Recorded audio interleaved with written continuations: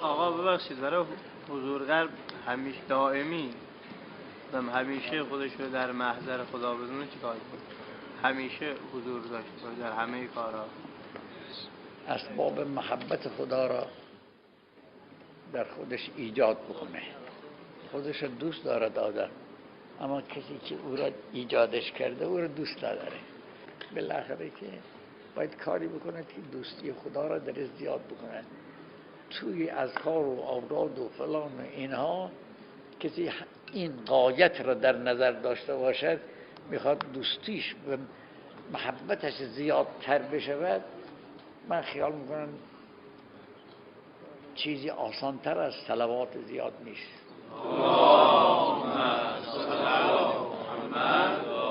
عاشقانه صلوات بفرستد، میفهمد به این که چطور محبت زیاد میشه. خیلی اما شرط عقیده که بفهمه که این میکشد ای را به طرف معشوق خودش و محبوب خودش. بله، خدا میداند که چه هست در این صلوات. من صلی علی النظر لم یبق من ذنوبه ذره. حالا این کار نداره، این مقصود این است که این از جمله آسان ترین چیزها شاید همین صلوات بشه در اذکار.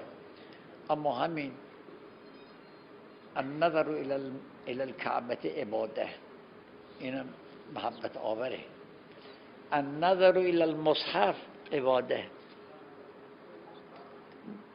مصحف عدید خود حضرت حجت سلام الله علیه است. نظر به اون نظر به امام زمان، عدیل نظر به امام زمان است. ببینید چقدر ما از چیزهای بی این آسانی تغافل میکنیم و غفلت میکنیم.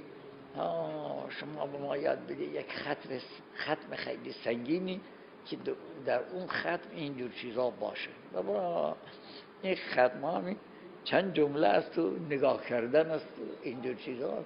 النظر الى المؤمن عباده، النظر الى العالم عباده، همه اینا داره. النظر الى المصحف عباده و الى الکعبه عباده.